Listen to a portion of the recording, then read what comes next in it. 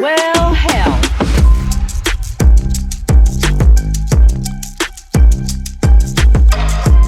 Welcome back to Tech Travel and Twang. Well, hi there. Welcome back to Tech Travel and Twang. I'm Jen Barbie, CEO of Destination Innovate, and your host today. We have a special guest with us today, and we're going to talk about owning owned media in the travel space. Big welcome to Josh Collins. What's happening? Good to see you, Jen. Good to see you. Good to see you. I'm so excited to hear about what you're doing now and all that kind of good stuff. But for our listeners who don't know the illustrious Josh, TEDx alum, can you get can you give us a nickel tour about Josh Collins? Sure, gosh, a nickel tour. I have a problem of being long-winded sometimes because I like to use all the words. No, I'm just being Love it. silly, but yeah, I've been in the travel tourism industry for a long time, 10 plus years.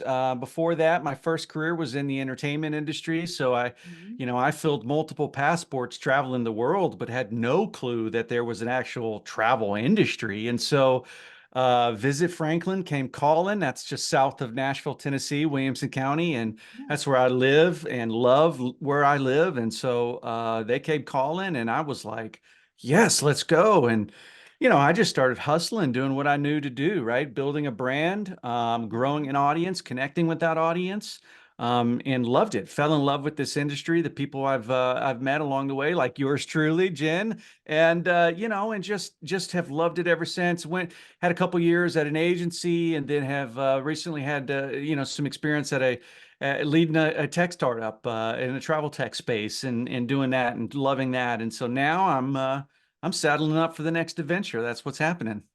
I love that. I love that. It is always about the next adventure. And it's so funny you mentioned, I think that's when we met, when you were at Franklin. That's Um, right. Also, that's been a few years ago. We won't say how long because we don't want to age either. But I don't think I ever told you my husband graduated from Austin P, not too I far from did you. not know. I did not Hmm. know that. Yep. Yes, so local. That's fantastic. Majored in fraternity. Good guy. That's awesome. I love it. I love it. Also, well, I do want to hear, like, as you're embarking on the next chapter, I know you and I have been able to chat a little bit back and forth, and, really this whole piece about owned media for destinations, especially right now, like this week with the news about TikTok bans and state tourism offices already pulling some of that content. Like, let's start with maybe you defining what you call owned media for destinations. Yeah, I think it's such a great question, and it's an important just issue to be aware of, right? But I mean, Uh-huh. for a tourism brand, for a destination brand, a place brand, your owned media is your bread and butter. Should be at least, right? I mean, it really should be your bread and butter. I personally subscribe to the peso model and thinking about this, right? So that stands for paid, earned, shared, and owned, right? And Mm-hmm. sometimes when we talk about owned media, we can think about it like organic too. What can I Mm-hmm. organically reach people through, so on and so forth. That can be sometimes less helpful, but at the same time, they can be synonymous depending on who you're talking to or what agency you might be working with. But yeah, owned media. Um, there's it's important when you think about your audience. You think about where they are, right? Mm-hmm. What is the context or environment in which they are doing what they do? And you do the best you can to meet them in that context, right? You go to them. You Mm-hmm. do the work to attract them in those spaces where they already are. Which is why the TikTok conversation is so interesting because there's a massive amount of people there. And it is a Yeah. huge, right? Huge opportunity to reach and connect with people, even though you don't own that audience. It's a shared platform. Social media as a category is a shared platform. So Facebook, X, Absolutely. formerly Twitter, right? Hmm. Instagram, all of them, even LinkedIn that I love. That's where I spend most of my time Me personally, too. Yeah. right? But those are shared channels. And so you rent or you are given the permission by those channel owners, big tech, right? Hmm. Permission to use them. So it's an important way of thinking about it, at least, and it's certainly important as we think about TikTok and what might or might not happen there. Absolutely. I want to come off that point about what might or might not happen because we tend to, because we've had our cheese moved, whatever you want to say, so much in tourism, right? Yeah. Here's a new crisis, here's a weather thing, here's something else. And so, when something you've taken time into starts to move, I think people start to panic. So I do think it's a mistake to pull out completely right now. Like you mentioned, huge audience, 170 million Americans. It may never happen, depending on this, even if it goes through and the president signs it and all that, we know it may never happen. But I know right now people are thinking it might go. So there's a prime attention right now in it. So it would be a mistake to Yep. pull out too early and let that ride, in my opinion. But also, like you said, it is a shared, and it's shared with any type of social media. But it still makes sense to spend a lot of time in that shared, because getting people to consume your website only, or getting them to consume even your YouTube channel only, is difficult, because travelers are going to go and consume media where they want to, and that may not be your website. I think the latest stat, even though I think obviously and selfishly destination websites are very important, the stat is only 15% of national travelers ever see a destination website. Yep. Yep. So what do they And say? You got to fish where the fish are. well, fish where the fish are, but don't don't mistake the opportunity that you have by Hmm. by not only capturing but making more efficient the channels you do own, right? That's important. I just think I think most if we also want to look at the majority of travel brands in the United States, at least North America especially, it's a very small percentage. It's less than 20%, I think, that actually have paid media budgets that do anything at scale, right? So that Hmm. leaves the majority of the industry with basically going, what strategies do I execute? What tactics do I use here if Hmm. I'm going to capture that traveler and convert them to a destination visitor? So, Right. I completely and wholeheartedly subscribe to diversification. I think it's very, very important. While also trying to understand, at least I coach and give advice onto, you know, managing something that is, or building a strategy that is sustainable and consistent, right? Because I know to your point, well, we'll say, well, that means if the audience is everywhere, we're going to fish. Again, this is what happens sometimes, right? Fish where Yeah. the fish are. Steve Chandler, I hear him in my head, right? Saying that all the Yeah. time too. I love that guy. But if that's what we do, then sometimes that will make us think that we need to be everywhere all the time. And that is a I really bad, totally agree. It's right? diminishing results. You can't be everything to everyone, everywhere to everyone. It's No, diminishing results. It taxes your staff too thin. There's not a specific strategy. It's spray and pray. It's the same thing everywhere. So I agree. I mean, yes, they're there, but maybe just go that little bit of data set deeper, and maybe one platform is more than the other. And if you think about the rise in podcasts, which we're doing right now, but the rise in advertising on podcasts, that's by ear. So how are they going to find you? It's easier to say find us on Pinterest and Instagram than it is to say find us on this and this and this and this and this. 100%. 100%. I just think it's, one of the things, areas of focus that I've kind of been developing throughout my career is what does it look like to develop vibrant communities that is both healthy for the community, the audience, and for the Mhm. staff, the team? Because to your point, what you just touched on, right? There is a way things work. There are rhythms and seasons of life. We are finite human beings and we will exhaust ourselves unintentionally. And then therefore that comes out in our marketing. I will tell you every single time there is a congruence between healthy marketing, healthy cultures, and healthy humans, Humans, I right? love that. I mean, so if you think about, I'm a brand marketer, I'm a destination marketer, and I'm sitting here going, okay, well, I might be cash strapped, right? Or I'm looking to the next fiscal cycle and I'm not going to see an increase in my paid media dollars. That's okay. That's absolutely okay. Like, take a deep breath. It's okay. Between email, web, retargeting efforts, like really basic, simple things, you can grow a massively vibrant connection with your audience. I'm telling you, email is Mm. still, don't sleep on email. Email is a powerful channel. When somebody gives you permission, right, to opt in and lets you email them, lets you get straight into their inbox. Hmm. Gosh, that is such a that is still, in my opinion, after all of these years, Jen. And I built a machine at Visit Franklin. In fact, I'm working on building something and launching a new product called the Organic Growth Machine. And I love it. that all of that is going to be about how do we take the tools which we have that are we're disposable, email, retargeting, right? Even the channels, there's some stuff in social that you can do there too to drive organic growth still. Even still Hmm. today, organic growth is possible through social. But in our Absolutely. website, the most important, channel that we have apart from email, how do we do that and grow? Huge track record with Visit Franklin and everything else. So I don't sleep on email, friends. If you're listening to this, and you're wondering what you might do, there is a ton of opportunity ahead for both your website and your email in converting that inbound visitors, those eyeballs, new users, SEO. Don't sleep on SEO here too. I'm telling you, there's Hmm. so much opportunity still for the marketer that is cash strapped from a paid media strategy perspective. There is. And even if you aren't cash strapped, I think it's smart strategy to hit that first. And I love that you said email because I agree. It's actually kind of more on the uptick now. One thing I will say about the email, even for small to medium to larger organizations, is one thing I notice when I work with a lot of destinations is they sleep on the hygiene part of it. So you want to clean up your email, especially if you're doing co-reg lists. Like I'm not a fan of those, but I know a lot of Mhm. smaller DMOs get like co-registration from their state.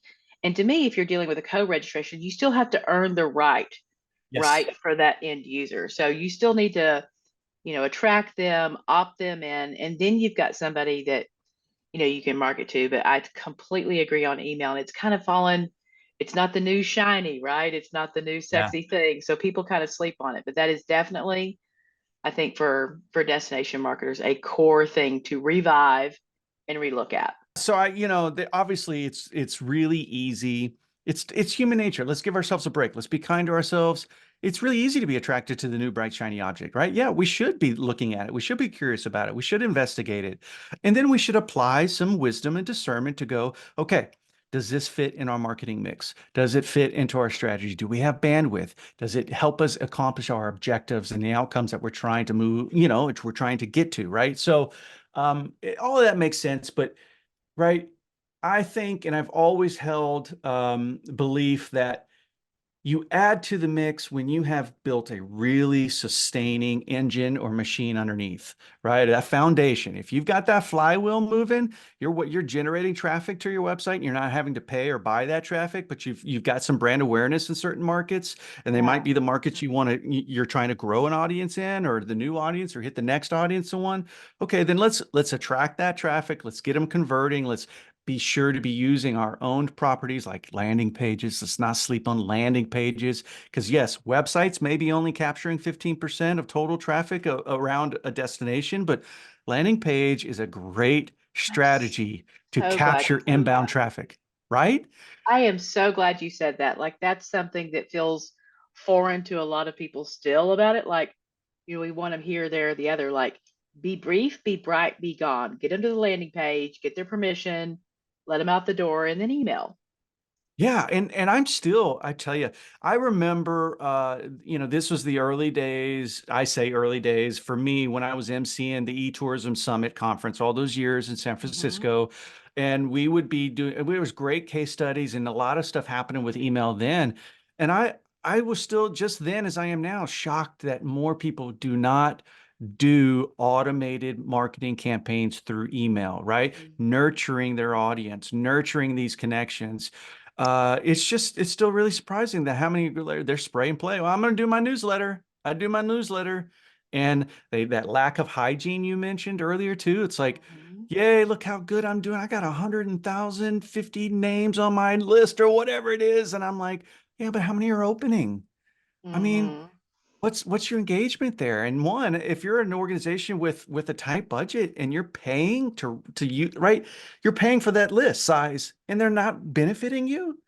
Let's rethink that a little bit. I like the marketing automation, and also, especially if you have a tight budget, using all that piece of it. Like, if your open rate's not great, why aren't you A/B testing your subject lines? Like, there's so much you can do but it takes thought and it takes a lot more time into it. And the setup is significant. A marketing automation can be super complex or it can be super simple.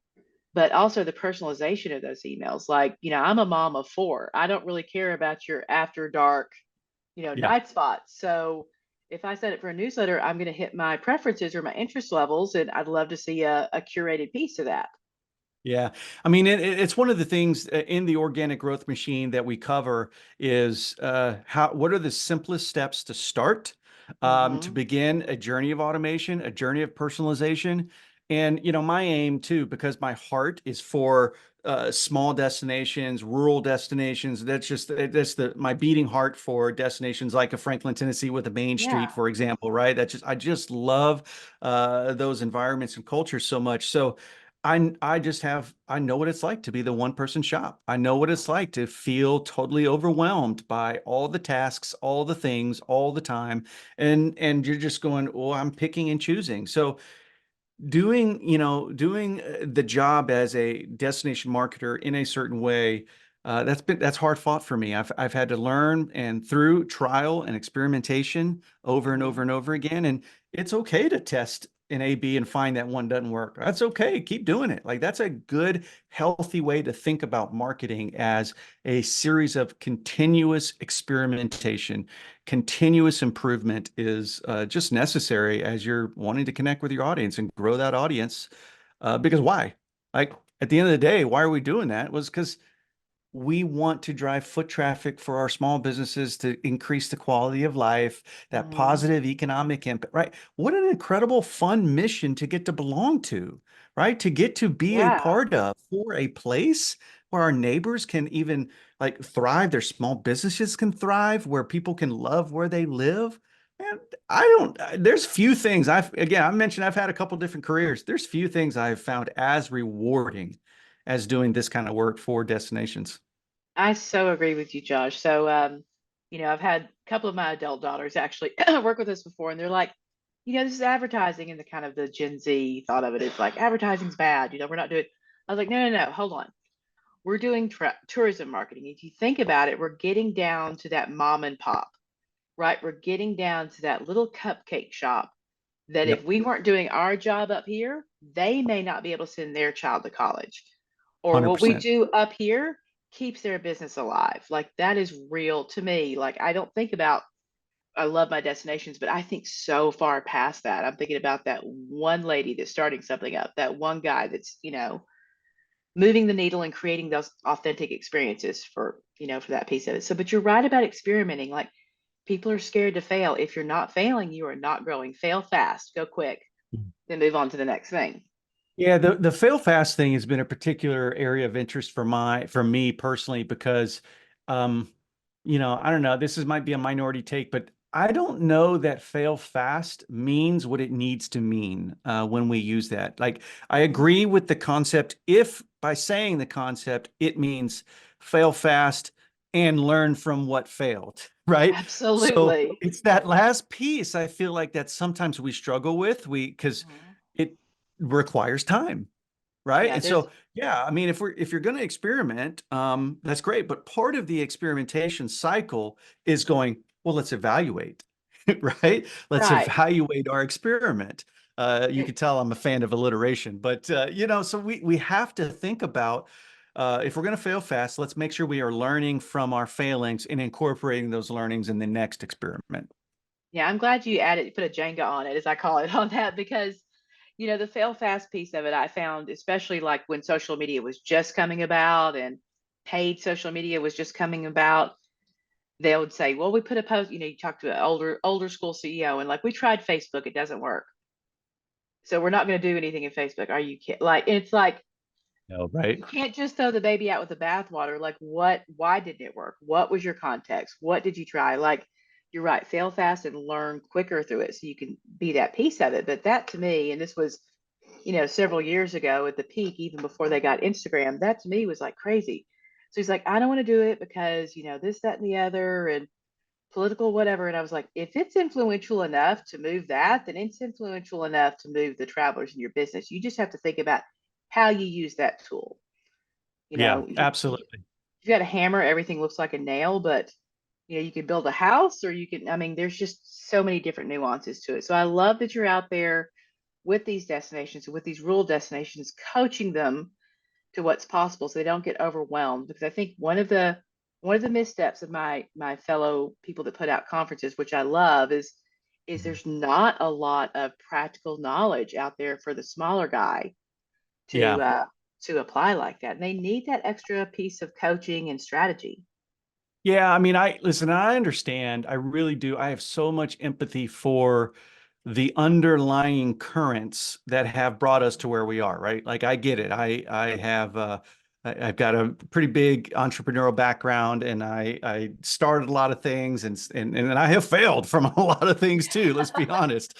And learn from those things too. But so I understand the business model for these conferences and these things and why we need what we Hmm. need and how to make them work so they can be profitable. I mean, I understand the economics here.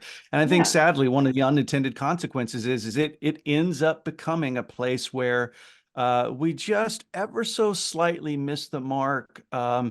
It's a little bit of what's called mission drift, right? If we end up becoming, or we have a mission of let's educate the industry, which I love and I'm 100% all about. Um, well, let's ensure that we're actually intentionally designing the context of the room and the content to Hmm. accomplish that mission, right?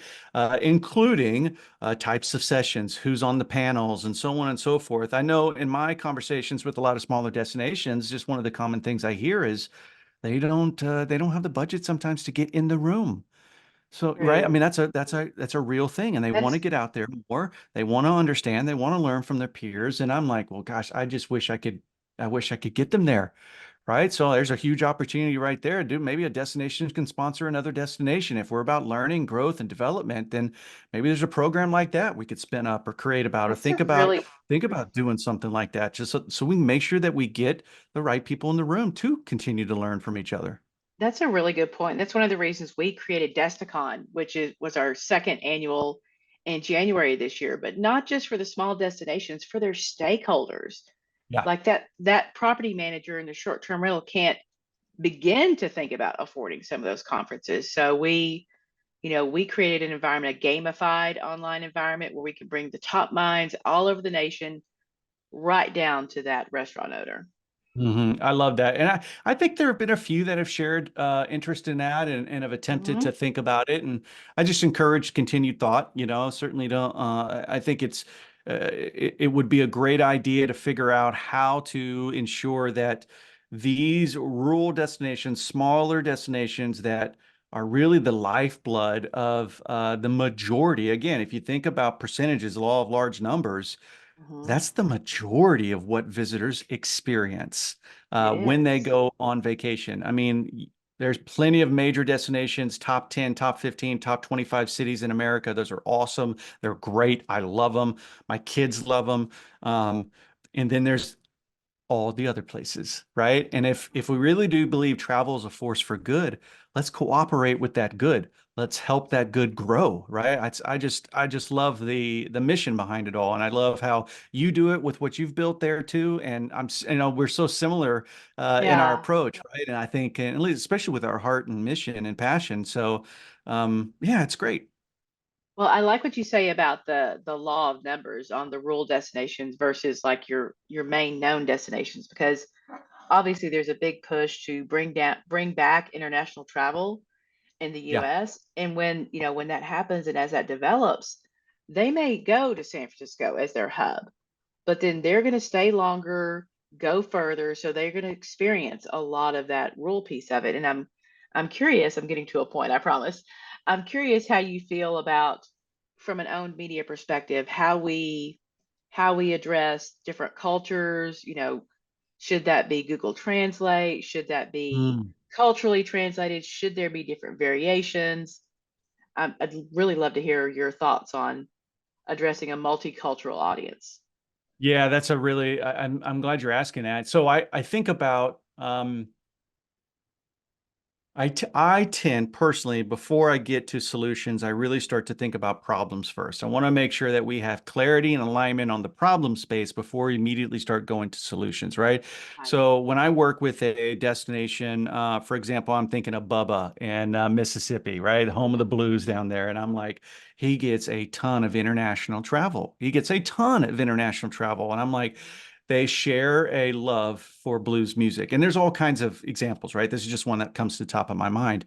Yeah. What I want to do is really understand as much as I can about the needs, both felt needs, existential needs, and everything of that audience. Are they, is their device defaulted to a certain language, right? Well, there's technology we can employ to use that to help us, right? Auto translate technology is on the market. So there's lots of things that we can do in the solution side, but we really want to start by understanding the problem, because it's in many cases, what is also happening though is international visitors come here not just to be themselves in another place, but they come because they want to experience the culture. So an Yeah. assumption that we would need to even translate in the first place, right, can be a missed assumption if we don't test that assumption first, right? So those become just real important pieces of the puzzle. But you know, Hmm. personalization is just key wherever possible. This is one of the reasons why, in my background, why I love Bound 360, for example, as a tool. It's a great integration tool with any website. It's a free plug from them. They're not paying me to do this, but Yeah. but I've used them and I love them. There are many others out there, but Hmm. when you think about meeting your audience where they are, it's also understanding where they've come from, for example, right? And we're talking about meeting them on Facebook or TikTok or something like that. But personalization, whether it's on your website or through email, it's just really, really key. The numbers speak for themselves. If you're curious, look up personalization statistics on Google. You will see incredible gains. I remember at Visit Franklin, we were experiencing gains north of 100% conversion rates when we would, Hmm. one, acknowledge where they were coming from, give them a special image that matched where they were coming from, and led them down a path that just simply, it gave that felt experience of, oh, I'm being welcomed. I'm truly being welcomed in That this. that's very forward thinking for that time period, by the way. And I've got one right back at that. Miami's thing going big right now on breaking up a spring break. So we worked with Panama City Beach. This is like 2009. And their issue also was, obviously their spring break destination, but instead of going, and I think it's a brilliant route that Miami went. We won their website contract. So instead of that, we did a personalization. What's your fun sign? And so we did that to encourage the families and bring a different personalized experience there. And it didn't necessarily like take away, but it volumed up the family spring break versus the other. So that personalization of, I think the family group was called the Sandy Bottom Bunch, and they got their own like newsletter to what to do with That's the fun. fam and all that. So yeah, so personalization I've been a big fan of since then. Open source, it was fully open source code. So That's so cool. I mean, so when we think about to me at least, translation, personalization, they mhm, gravitate in similar lanes, right? At least from a mhm, mental model perspective. So I'm going to understand as much as I can about that audience and certainly intentionally design, or in my language, like I talk about, you'll look at my LinkedIn, I use experience architecture. I'm going to intentionally architect an experience for that visitor, for that mhm, consumer, in a way that ultimately makes them, I mean, here's the end goal for me.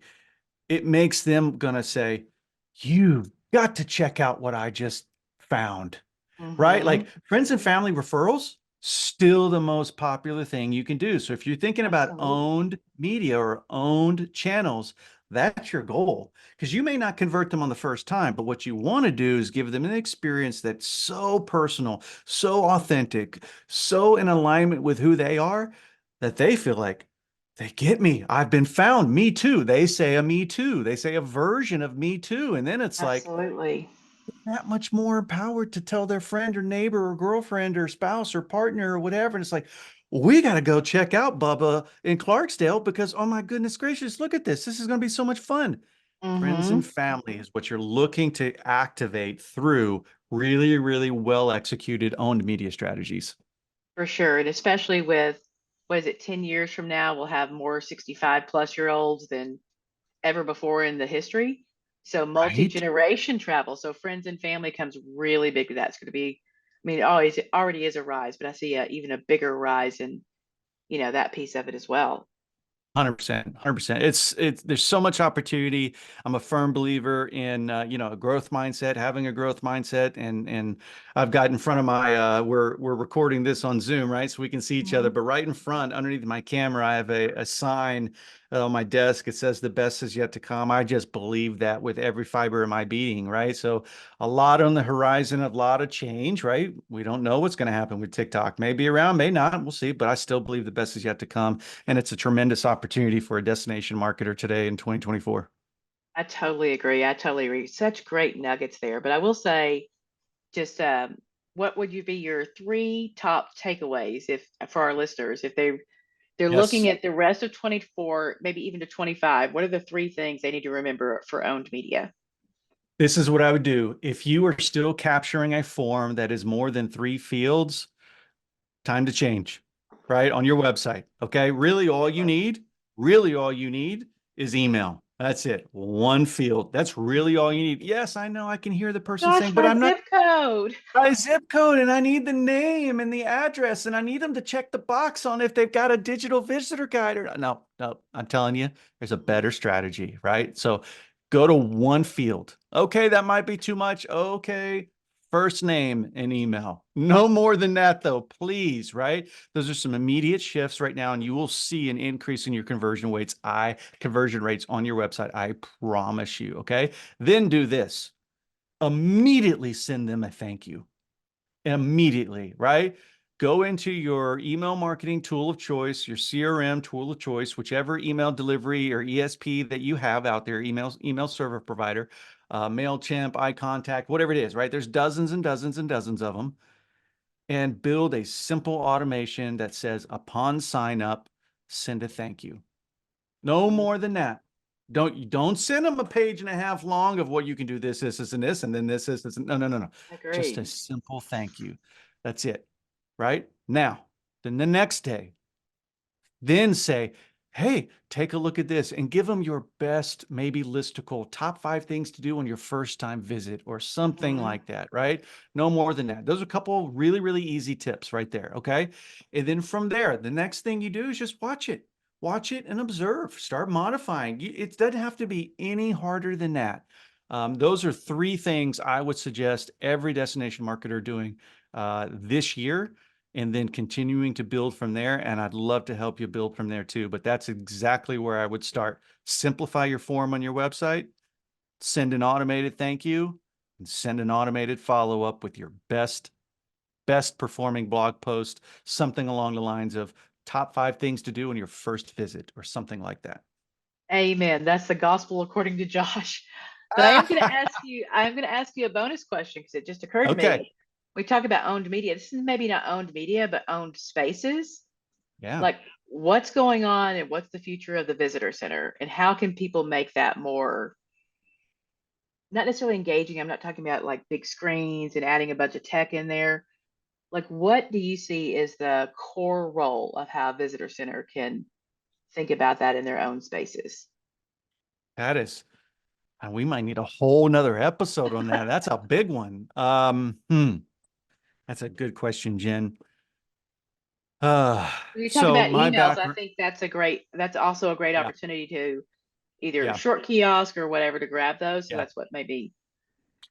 I mean, I think part of my lens, my brain, the way it works is I immediately go to kind of that design thinking, experiential architecture design, and I'm going, these spaces, they really have one job, and it's about connection, human connection.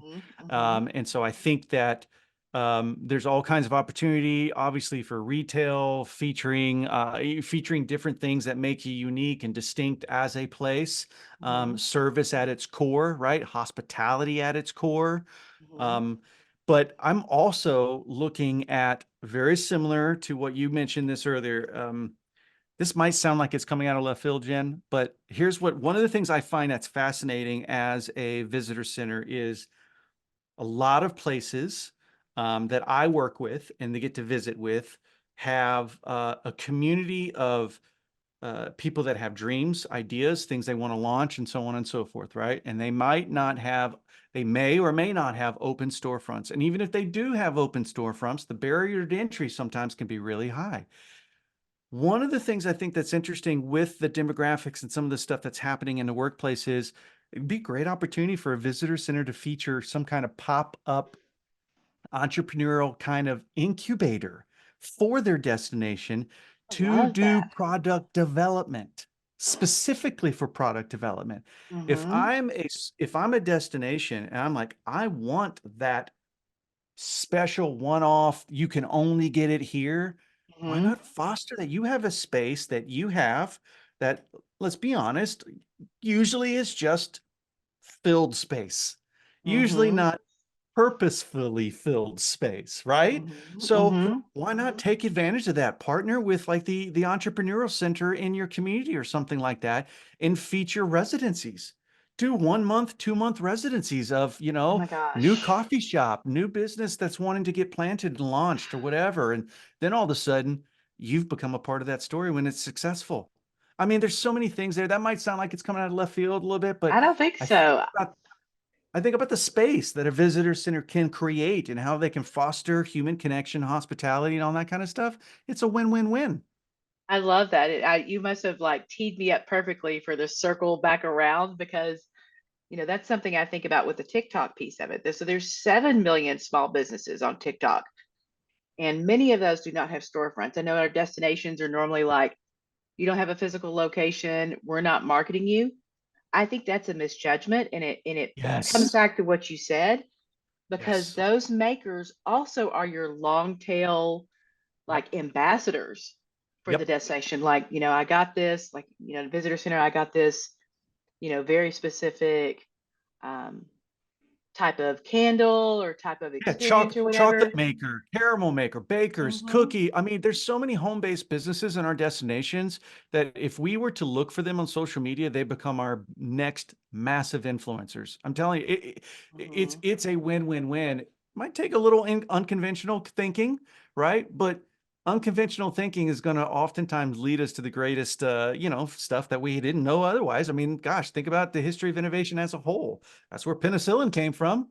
I mean, so it's just to me, I think about it's an opportunity in disguise. I can't wait to hear. Somebody's going to listen to this, Jen. They're going to hear that and they're going to go, "Oh, that's a great idea!" And I can't wait to hear that story because I can't wait to share it and celebrate it on social media with them. Absolutely, absolutely. Josh, thank you so much for sharing your thoughts and your brain. And I can't wait to watch what happens on the next path. I'm really excited to have you with us today. Well, thanks for having me. It's what a gift, and thanks for sharing your stage with me today. Can't wait. For those that are interested, I'd love if you're interested in the organic growth machine. I'd love for you to hit me up. Find me on LinkedIn, message me. I'd love to pilot that with you as we get ready to come to market. Awesome. Thanks so much, Josh. All right, see you.